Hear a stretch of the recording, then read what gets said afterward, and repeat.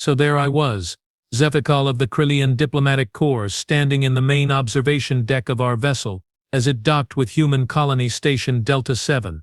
And let me tell you, I thought I had seen everything. 3 years of cultural analysis training, 2 advanced degrees in xenoanthropology, and about 500 species catalogued in my personal database. I was, without a doubt, the smartest being in that docking bay. Or so I thought. The station itself was typical human construction, functional, blocky, and utterly devoid of any aesthetic sensibility. They built things like they expected them to get shot at, which, knowing human history, they probably did. Our cultural exchange summit was scheduled to begin in approximately 30 minutes, and representatives from 17 different species were already gathering in the main conference hall. The Yillith had brought some kind of singing crystal. The Morthan delegation carried ancient prayer stones. The Vex had holographic art displays. You know, the usual quaint traditions from species trying to prove they had culture before they discovered faster-than-light travel.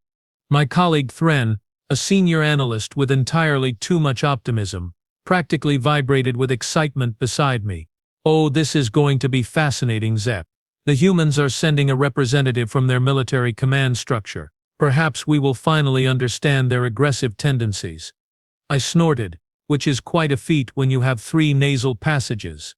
"Thren, I have read every available file on human culture. They are a young species, barely 300 years into space exploration. They wave their primitive artifacts around and expect us to be impressed. Watch, they will probably bring some ancient firearm or a chemical propellant weapon and lecture us about their violent history as if it is something to be proud of." "You sound cynical," Thren observed, his optical membranes flickering with concern. "I sound educated," I corrected. "There is a difference." The docking clamps engaged with a metallic thud that resonated through the deck plating. The airlock cycled, pressure equalized, and the human delegation began to board.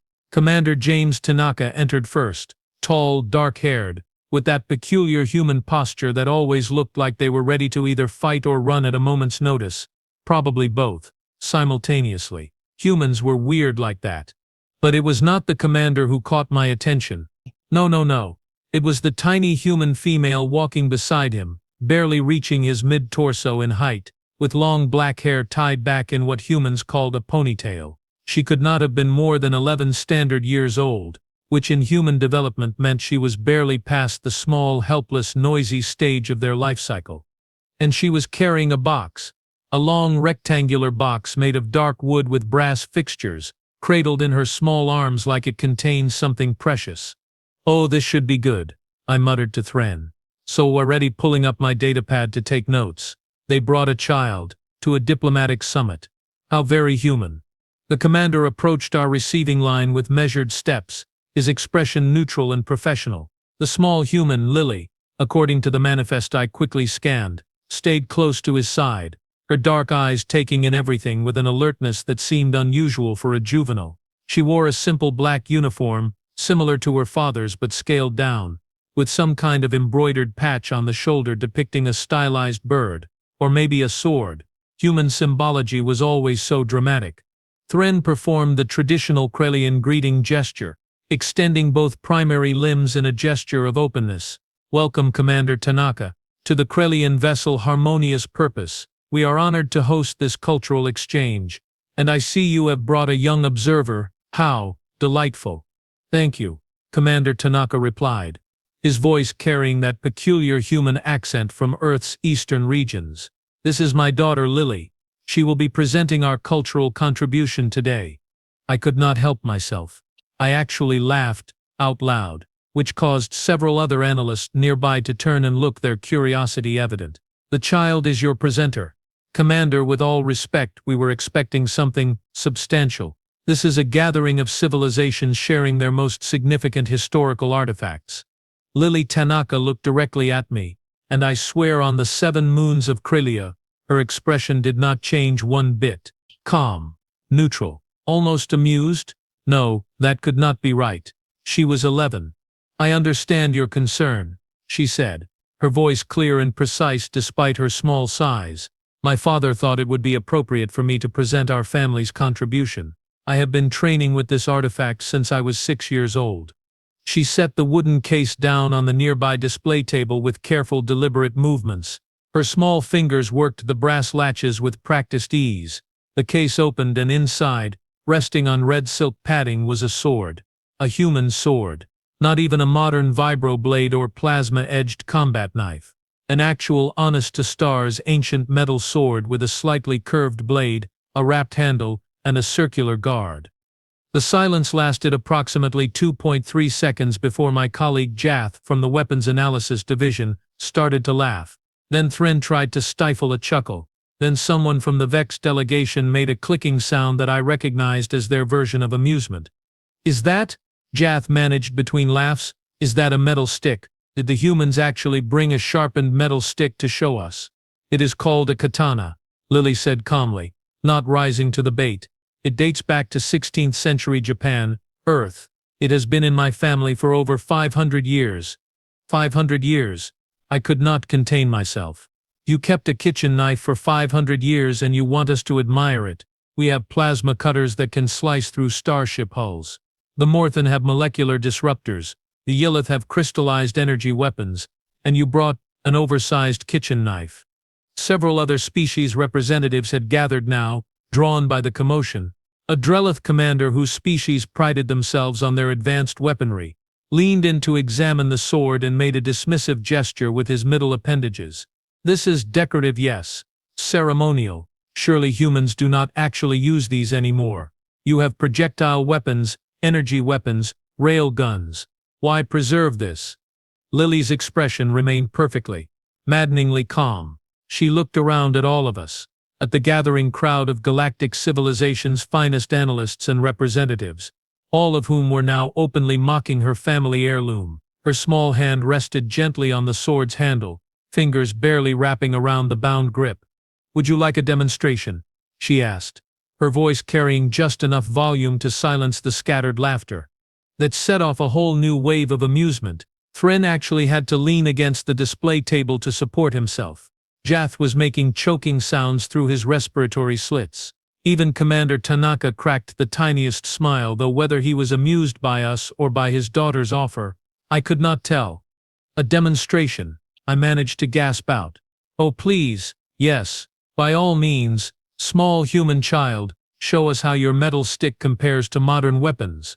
Perhaps you can cut some fruit, slice some decorative paper. I hear humans are very good at making paper." Lily Tanaka picked up the sword, case and all, and looked directly at me with those dark, steady eyes. "I will need access to your training facilities," she said simply, "and I will need you all to observe proper safety protocols. This blade is very sharp." The laughter continued as we led her toward the training bay, and I remember thinking how this was going to be the highlight of my career, watching a tiny human child wave around a primitive weapon, while the gathered representatives of galactic civilization watched in amused tolerance. I was wrong. I was so very wrong.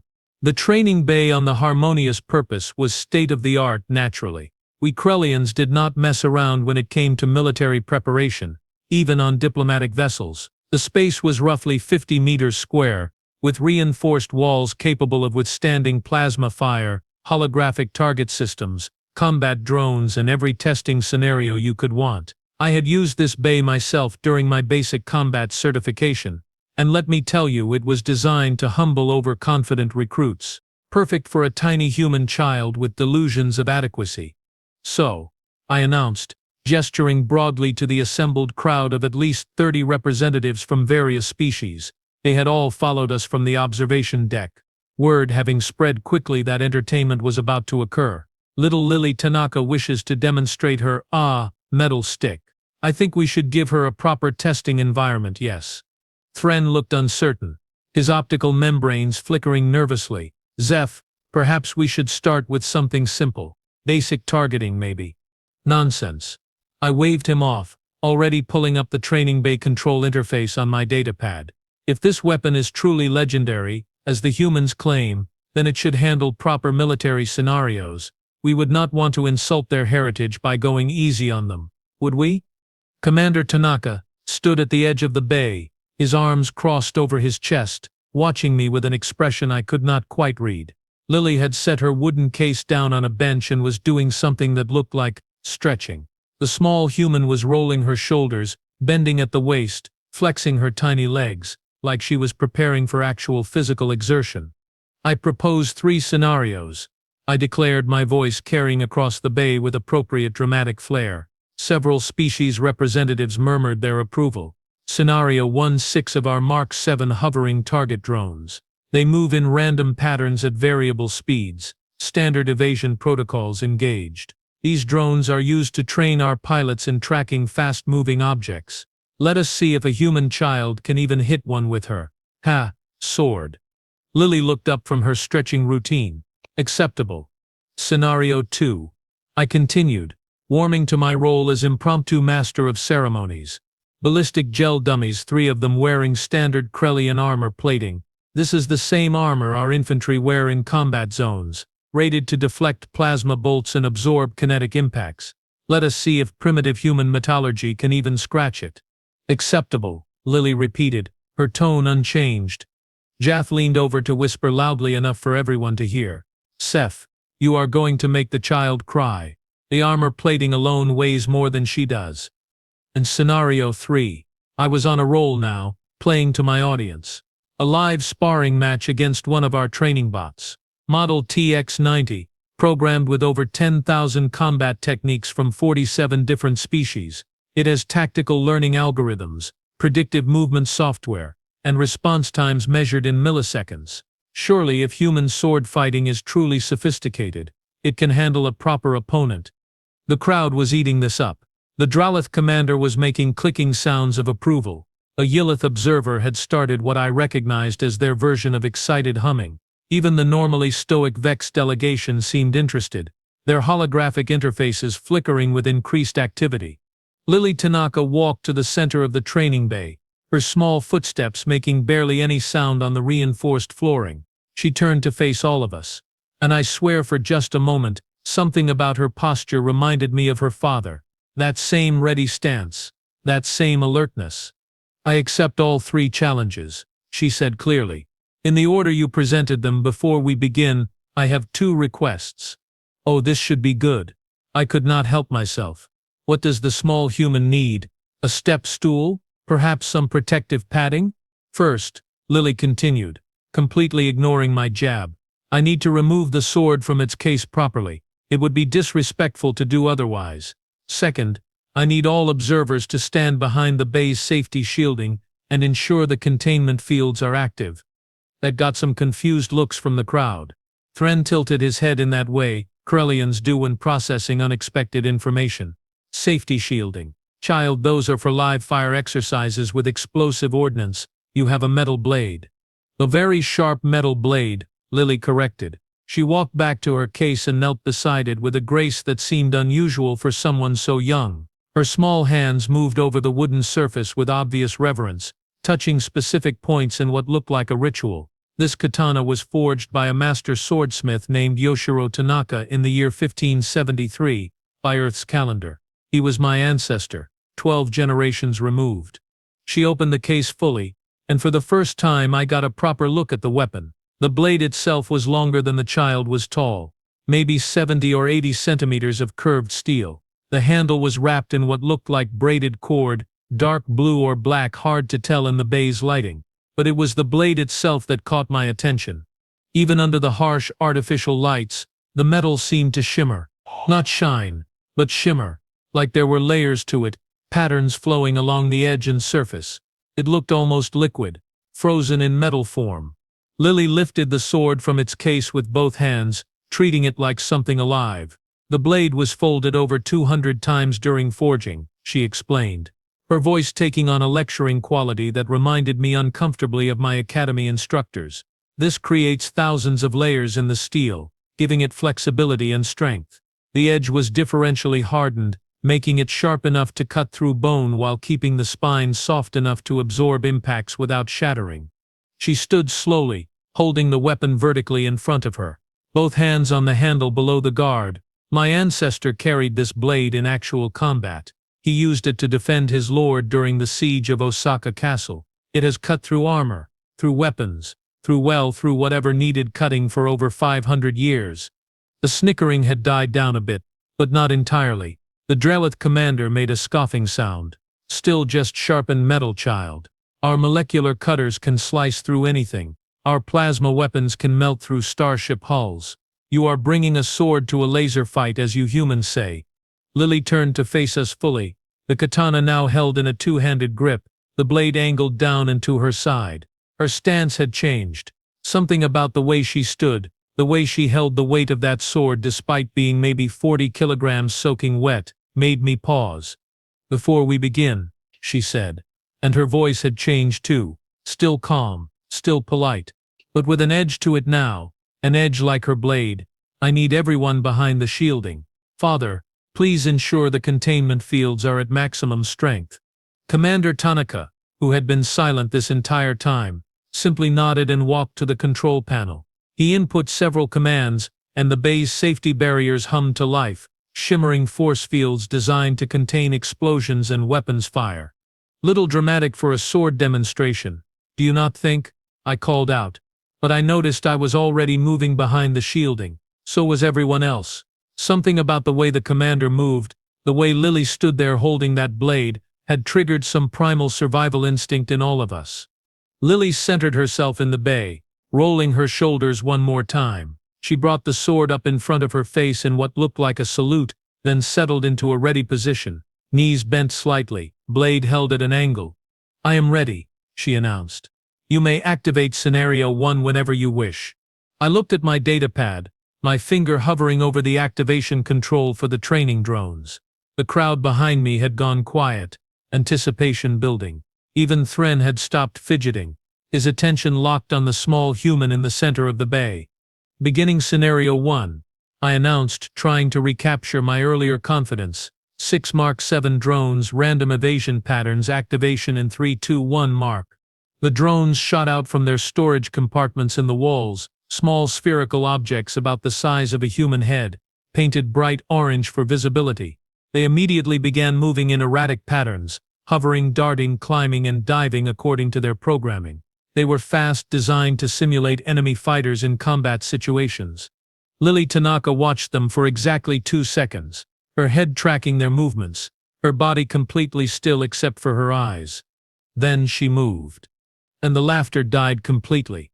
I want you to understand something about what happened next, because my report to Krellian High Command was reviewed, questioned, analyzed, and ultimately classified as requiring verification by 3 independent observers before it could be officially filed. What I witnessed defied approximately 70% of what I thought I knew about physics, biology, and the limitations of primitive weaponry. Lily Tanaka moved like water. No, that is not quite right. Water flows. Water follows.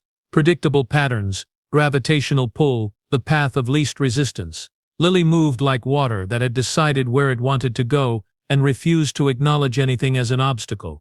The first drone zipped past her head at roughly 40 kilometers per hour, its evasion programming sending it in a tight spiral. Lily's sword came up in an arc so smooth it looked like a single continuous motion from ready stance to full extension. The blade passed through the drone's casing with a sound like silk tearing.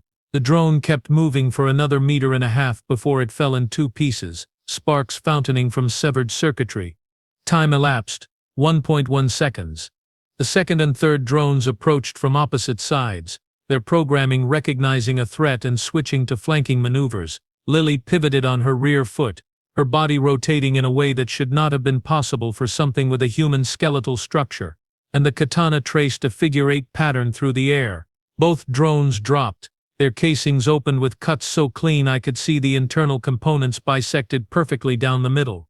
Time elapsed, 2.4 seconds. The remaining 3 drones went high, climbing rapidly and coming down in diving attacks, their maximum speed engaged. This was the pattern that usually stumped our trainees, required split-second timing, and perfect spatial awareness. Lily did not even look up. She tracked them by sound, or maybe instinct. I honestly could not tell. Her blade snapped up once, twice, 3 times, each movement precise and economical. No wasted motion, no unnecessary flourish. 3 more drones fell in pieces. Total time elapsed, 3.8 seconds. The silence behind the safety shielding was absolute. I checked my datapad 3 times because surely, The timing sensors had malfunctioned. They had not. 6 military-grade training drones, destroyed in under 4 seconds by an 11-year-old human child with a 500-year-old sword. That was. I tried to find words. My vocabulary, extensive and thoroughly educated, had apparently decided to take a vacation. That was luck. Obviously, the drones must have been on a predictable pattern. The randomization algorithm probably malfunctioned. Zeph, standing beside me, made a sound I had never heard a Krillian make before, something between a wheeze and a whimper. Zeph, I programmed those drones myself. They were operating perfectly. I watched her track them. She cut through the reinforced casings like they were not even there. Scenario 2, Lily called out, her breathing only slightly elevated. She was not even winded. I am ready when you are. My fingers felt numb as I activated the second scenario. 3 ballistic gel dummies rose from floor compartments, each wearing standard Krillian infantry armor, chest plate, shoulder guards, helmet, the works. The armor was rated to withstand plasma bolts at close range. We had tested it extensively. It was good armor. The dummies were positioned at 3 meters, 7 meters and 12 meters from Lily's position. Different distances, different angles. I had designed this scenario to be impossible for a blade weapon. You would need to approach each dummy individually, and the armor would stop any primitive cutting implement. Lily walked to the nearest dummy with measured steps, the katana held loosely in her right hand, tip pointing toward the ground. She stopped about 1 meter away and looked back at us. This first technique is called kesagiri, she announced. Her voice clear and educational, like she was teaching a class. It is a diagonal cut from shoulder to opposite hip. The angle allows the blade to find gaps in rigid armor structures. Watch the weight transfer. She moved. Her rear foot pivoted. Her hips rotated, her shoulders followed, and the blade came up and around in a diagonal slash that looked almost lazy in its execution. The katana edge met the dummy's shoulder armor with a sound like a bell being struck. The armor plate fell away in 2 pieces, the cut so clean it looked like it had been manufactured that way. The ballistic gel beneath showed a groove at least 8 centimeters deep. You see, Lily continued, walking to the second dummy like she was giving a lecture. The key is edge geometry and velocity at impact. Your molecular cutters use energy to separate molecular bonds. This blade uses geometry, leverage, and approximately 500 years of metallurgical refinement to create an edge sharper than most species realize is possible. She demonstrated a horizontal cut on the second dummy, what she called do-giri. The blade passed completely through the torso armor, front to back, and I saw the edge gleam as it exited the other side. The dummy's upper half slid sideways and toppled to the floor. That armor is rated for plasma weapons, Thren whispered beside me. He had pulled out his own datapad and was recording everything, his hands shaking slightly. Zeph, that is military-grade composite plating. It should not be possible. The third technique, Lily said, now standing before the most distant dummy, is called Suki, a straight thrust. This demonstrates something interesting about force concentration. She settled into a low stance, the sword pulled back beside her hip, both hands on the handle. Then she lunged forward, her entire body extending like a spring releasing, and the blade shot forward in a perfectly straight line. The katana's tip hit the dummy's chest plate dead center. There was a sharp crack like ice breaking, and the entire armor assembly shattered. Not cracked, not dented, shattered. Pieces fell away, revealing the pressure wave had continued through the ballistic gel, creating a cavity that went completely through the dummy's core structure. Lily withdrew the blade, examined it for damage, found none, and looked back at us expectantly. I was sweating. I did not know Krellians could sweat that much. My thorax was damp, my primary limbs were trembling, and my analytical brain was screaming that everything I had just witnessed violated at least a dozen fundamental principles of materials science. Scenario 3. I heard myself say, though my voice sounded distant and hollow, activating Combat Bot TX-90. The training bot rose from its floor compartment with a hydraulic hiss. It stood roughly 2 meters tall, humanoid in basic shape but with 4 arms, reinforced construction, and enough processing power to adapt to any opponent's fighting style in real time. 10,000 combat techniques from 47 species. Response time measured in milliseconds. Tactical learning algorithms that improved with every exchange. We use this bot to train our special forces operatives. Most recruits could not last 30 seconds against it. Lily bowed to the bot. Actually bowed. A formal gesture of respect to a machine. The bot attacked. Thrusting strike, Vex style. Lily narrated, her blade deflecting the bot's first strike with minimal movement. Overcommitted leaves the center line exposed. She stepped inside the bot's reach and her sword traced a line across its chest plating. Shallow cut. Marking. Grappling attempt. More than wrestling technique, she continued, ducking under two of the bot's arms while her blade opened a seam along its left leg joint. Poor distance management, too slow for an opponent with a reach weapon. The bot adapted, switching to a Dralith fighting style with rapid strikes from multiple angles. Lily moved through the attacks like smoke, her blade meeting each strike at precisely the right angle to deflect without absorbing the full impact. Interesting. Multi-limb coordination, but the programming assumes all opponents need to block with equal force, she observed, almost conversationally. Blade weapons allow for redirection rather than opposition, much more efficient. She was lecturing, while fighting a military combat training bot, while dismantling it piece by piece with surgical cuts that severed hydraulic lines, exposed circuitry, and disabled weapon systems one by one. The bot tried everything: kicking techniques, sweeping attacks, feints and combinations. Lily countered each one, called it out by name and species of origin, pointed out the flaw in its execution, and then demonstrated the counter by removing another piece of the bot's functionality. The problem with programmed martial arts, Lily said, breathing slightly harder now but still moving with that same liquid grace, is that they assume optimal conditions and opponents who follow predictable patterns. Real combat is messy, chaotic. You have to adapt, not just execute. The bot lunged with all four arms in a final desperate attack.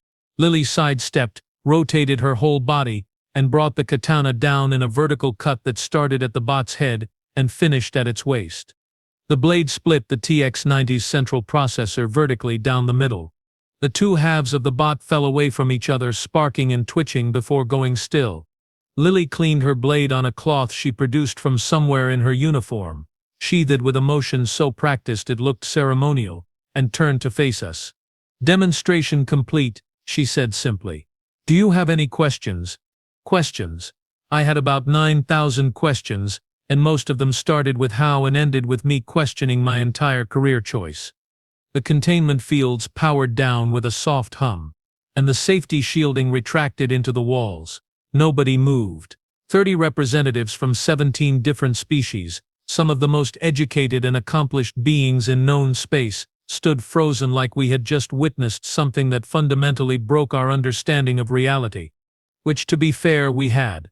Lily Tanaka walked back to her wooden case with the same calm, measured steps she had used throughout the entire demonstration. She knelt beside it, removed a small cloth and what looked like a container of oil, and began wiping down the blade with movements so practiced they looked meditative. Ritual. That was the word. She was performing a ritual. Commander Tanaka finally moved, stepping into the training bay to stand beside his daughter. He placed one hand on her shoulder, a gesture of obvious pride, but said nothing. He did not need to. The destroyed drones, shattered armor, and bisected training bots spoke volumes on their own. I found my voice first, though it came out rougher than intended. That was, how did you, deep breath, Zeph. You are a trained analyst. Form coherent sentences. How long have you been training with that weapon? Lily looked up from her maintenance work, her young face serious. Since I was 6 years old. 5 years of daily practice. 2 hours minimum every day, sometimes 4 or 5 on weekends. Under my father's instruction, and before him my grandfather's instruction, and before him his father's instruction. The training has been passed down through my family for over 500 years. 5 years, Thren repeated, his voice hollow. She has been training for 5 years and she just dismantled our best combat bot like it was malfunctioning equipment. The weapon is only part of it, Lily explained, setting the katana across her knees as she continued cleaning. The samurai, the warrior class that developed these swords on Earth, they had a code called Bushido. It means the way of the warrior. They trained from childhood, not just in sword technique but in discipline, strategy, ethics, and mental control. A samurai could spend 30 years mastering the blade and still consider themselves a student. She held up the sword, letting the light catch that strange shimmer in the metal. This blade was forged by my ancestor Yoshiro Tanaka in the year 1573. That was during what Earth historians call the Sengoku period, the age of warring states. Japan was torn apart by constant warfare between feudal lords. Combat was not theoretical, it was survival. Daily survival. The swordsmiths of that era were not making decorations. They were making tools that determined whether their warriors lived or died. The Dralith commander, who had been so dismissive earlier, moved closer to the bay entrance. You said the blade was folded 200 times during forging. What does that mean exactly? The steel is heated, hammered flat, folded over itself, then heated and hammered again, Lily answered, clearly comfortable with the teaching role. Each fold doubles the layers. 200 folds creates, well, the math gets extreme. Millions of microscopic layers. This gives the blade incredible strength and flexibility. The edge is hardened through differential heat treatment, making it sharp enough to cut through almost anything while keeping the spine soft enough to absorb impacts without breaking. She ran her finger along the back of the blade, not the edge, showing us the subtle curve. The geometry is calculated too. The curve, the angle of the edge, the balance point. Everything is designed to maximize cutting efficiency when wielded by someone who knows what they are doing. Edge geometry, steel composition, and wielder skill. Remove any one of those three elements, and the weapon becomes ordinary. Combine all three and you get something that, well, you just saw what you get. Zeph had moved closer too, his analytical curiosity overcoming his shock. But why? He asked. The question that had been forming in my own mind. You humans have plasma rifles, rail guns, energy weapons. Your military uses all the same advanced technology we do. Why do you still train with 500-year-old swords? It makes no sense from a practical standpoint. Lily smiled, and for the first time since we had met her, she looked like the 11-year-old child she actually was, young but with eyes far older than her years. Because technology fails, Zeph, she said, and I realized she had directed her answer at me specifically. Batteries run out, power cells deplete, electronics malfunction, plasma weapons overheat, targeting systems get damaged. But this, she lifted the katana.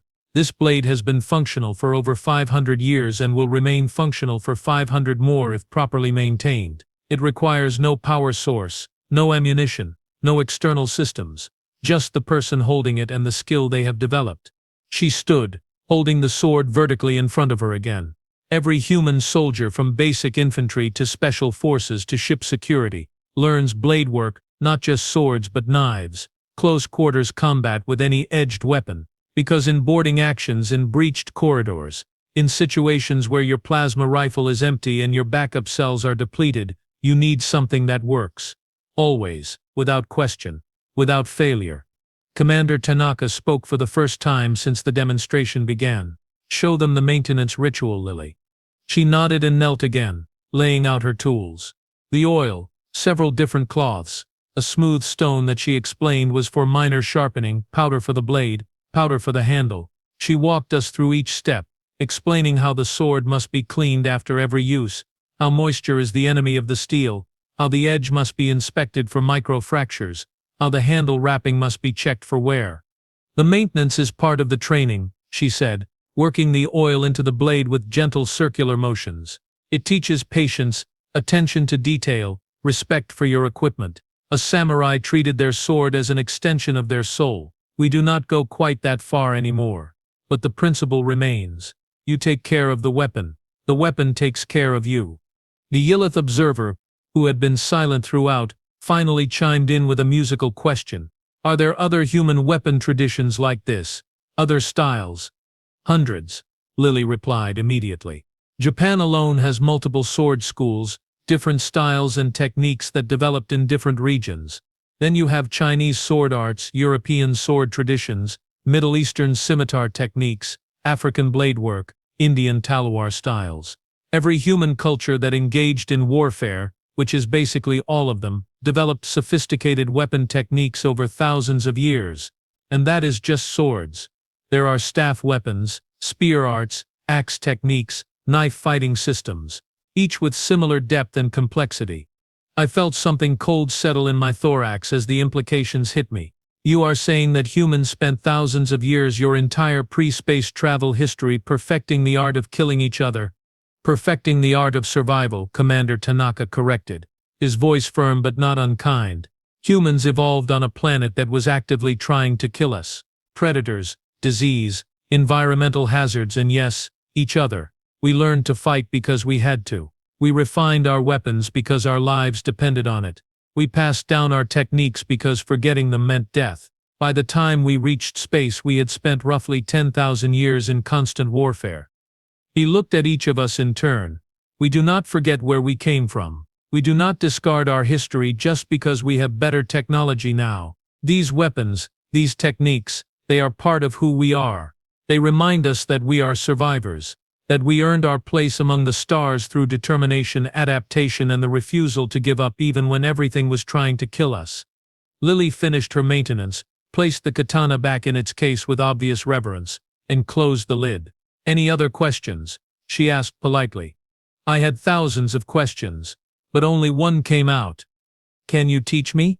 3 hours later, I sat in my quarters staring at a blank cultural assessment report, my three-fingered hands hovering uselessly over the datapad. How exactly does one explain to Krellian High Command that everything, absolutely everything, in the current human threat assessment database was catastrophically, dangerously, hilariously wrong? I started typing, deleted it, started again, deleted it. The problem was not what to say. The problem was that what I needed to say sounded completely insane. Let me try this out.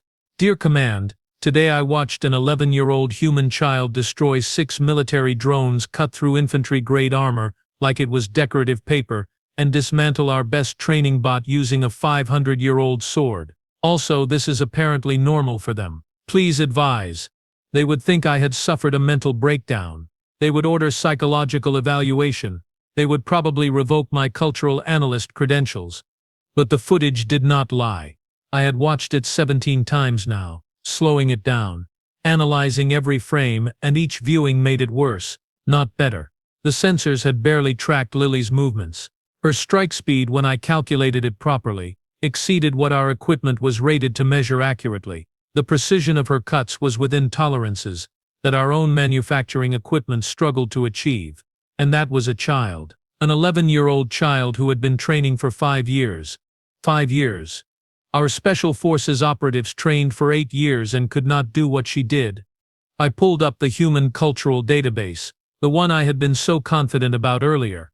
3 years of academy study, 2 advanced degrees, 500 species catalogued. I had read the human files dozens of times. Aggressive species, yes. Technologically competent, certainly. Dangerous in combat situations, absolutely. But the files focused on their modern capabilities, their warships, their plasma weapons, their tactical doctrine. Nobody had bothered to look at their history. Not really. Not deeply. I started digging. Japanese samurai culture. Warrior class that trained from childhood, served for life, developed sophisticated martial arts over 800 years of near-constant warfare. Code of ethics that valued honor over survival. Ritual suicide rather than surrender. These were not theoretical warriors. These were people who lived and died by the sword for generations. European knights, similar warrior class. Different techniques, equally sophisticated. Sword fighting schools that dated back over 1,000 years. Training manuals that still existed, still were studied, still were practiced. Chinese martial arts, thousands of years of documented weapons training, philosophical systems built around combat. Shaolin monks who could, according to historical records, perform feats of physical capability that seemed impossible. And that was just 3 cultures. 3, Earth had hundreds of distinct cultural groups, and nearly every single one had developed sophisticated weapons and fighting systems.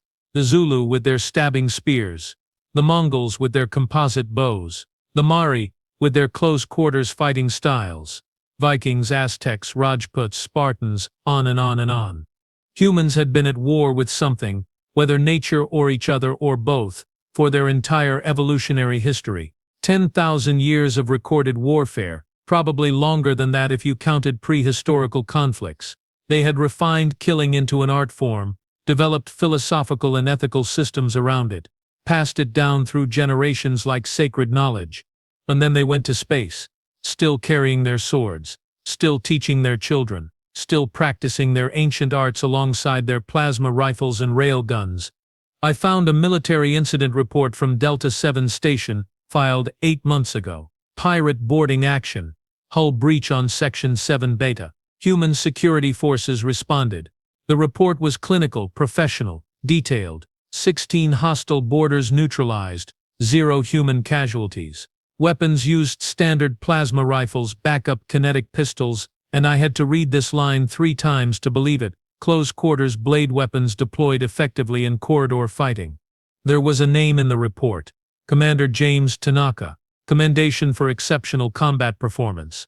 Defense of a critical breach point against multiple hostiles. Primary weapon malfunction due to environmental hazards. Switched to backup systems, and this was a direct quote, ancestral blade weapon family heirloom employed with extreme effectiveness in confined space engagement. He had used that sword, that exact katana his daughter had just demonstrated in actual combat, against actual enemies. And it had worked. Of course, it had worked. I pulled up the demonstration footage again, but this time I did not watch Lily's sword. I watched her. The footwork, always balanced, always ready to move in any direction. The breathing, steady and controlled even during maximum exertion. The environmental awareness, tracking multiple targets simultaneously without apparent effort. The economy of movement, never wasting energy on unnecessary flourishes or excessive force. That was not just weapons training. That was complete combat conditioning. Physical, mental, tactical, built into muscle memory through thousands of hours of practice. And she was 11. 11. She had 7 more years before humans even considered her an adult. 7 more years of training ahead of her. What would she be capable of at 18? At 25? At 40? What were the adult human soldiers capable of right now? I started a new report. Priority communication. Direct to Krellian High Command. Flagged for immediate review by the Threat Assessment Committee. Subject: Human Combat Capabilities Critical Intelligence Update. Classification Priority Alpha. Immediate review required. My hands moved across the datapad with newfound certainty. Current human threat assessment files are fundamentally incomplete and potentially dangerous in their inaccuracy. Today's cultural exchange demonstration revealed systematic gaps in our understanding of human martial capabilities. Specific observations as follows. I listed everything: the demonstration results, the historical research, the incident reports, the implications. Humans classify edged weapons as obsolete technology, yet continue to produce masters who train for decades in their use. If they invest this level of sophistication in tools they consider primitive, our assessments of their modern capabilities are likely equally underestimated. Recommend immediate comprehensive review of all human military intelligence. I attached the footage, the sensor readings, the performance analysis. Then I added a personal note, the kind of commentary that could end careers if it was wrong but had to be said anyway. Personal assessment from cultural analyst, Zeph. We have made a critical error in how we evaluate humanity. They reached spacefaring status approximately 300 years ago. We assumed this meant they abandoned their primitive origins. We were wrong. They brought their origins with them. Every human soldier receives training in blade combat. Every human vessel carries close-quarters weapons as standard equipment. Human parents give their children weapons capable of cutting through Krellian battle armor, and teach them to use these weapons before they reach biological maturity. An 11-year-old human child demonstrated more combat discipline, tactical awareness, and weapons mastery than most veteran soldiers of other species. This was not an exceptional human. According to Commander Tanaka, this level of training is common among human families with military traditions, and basic blade work is mandatory for all human military personnel. I paused, considering my next words carefully. This was the part that would either validate my career or destroy it. Humanity did not just survive their evolution. They weaponized every aspect of it: their biology, their psychology, their culture, their traditions. Then they wrapped it in philosophy and ethics, and called it civilization. They are not a young species stumbling into galactic politics. They are a species that spent 10,000 years in constant warfare before they left their planet, and they have forgotten nothing. They honor their warrior ancestors by becoming warriors themselves. They preserve their weapons not as museum pieces but as functional tools. They teach their children that technology fails but skill endures. Recommend immediate revision of human threat assessment from Level 4 to Level 2, pending further investigation. Also recommend cultural exchange programs be expanded to include human historical and martial studies. We need to understand what we are actually dealing with. I sent the report. Then I sat back and waited for the inevitable response that would either confirm my analysis or end my career. A chime at my door interrupted my spiral of anxiety. I opened it to find Thren, along with the Dralith commander, the Yilith observer, and 3 other species representatives. Zeph, Thren said, his optical membranes flickering with barely contained excitement. The human child, Lily. She has agreed to give a basic lesson in sword safety and respect. Several of us wish to attend. Will you join us? I should have said no. I should have maintained professional distance, focused on my report, worried about the consequences of what I had just sent to High Command. Instead, I grabbed my datapad and followed them back to the training bay. Lily had set up a small teaching area, several wooden practice swords laid out on a table. Her father stood nearby, observing but not interfering. About a dozen aliens, including several youngsters from various delegations, sat in a semicircle around her. She was explaining grip, stance, basic safety protocols. Her voice was patient, clear, free of condescension. She corrected posture with gentle adjustments, demonstrated movements slowly so everyone could follow, praised small improvements with genuine encouragement. She was a teacher. At 11 years old, she was teaching alien beings how to hold a sword properly, and she was good at it. I watched a young Yilith, maybe equivalent to 7 or 8 in human years, successfully complete a basic cutting motion under Lily's guidance. The child's crystalline structure practically glowed with pride. Lily smiled and bowed to the young Yilith, a gesture of respect that the child tried to return with awkward but earnest effort. I pulled out my datapad and added one final entry to my personal log. Final observation. I laughed at a sword today. The sword did not care. It had survived 500 years of human history and would survive 500 more regardless of my opinion. But the little human holding it, she cared. Not about my mockery, but about teaching me, about sharing her culture, about making sure I understood that what I had dismissed as primitive was actually refined beyond anything my species had ever attempted. She taught me the most important lesson of my career, one that I should have learned in my first year at the academy, but somehow missed. Never ever underestimate a species that turns survival into an art form, and never assume that old means obsolete. Sometimes old just means perfected. I looked up from my datapad to see Lily watching me. She smiled, that same knowing smile from earlier, and gave me a small nod. Somehow, I think she knew exactly what I was thinking. And somehow, that was more terrifying than anything else that had happened today.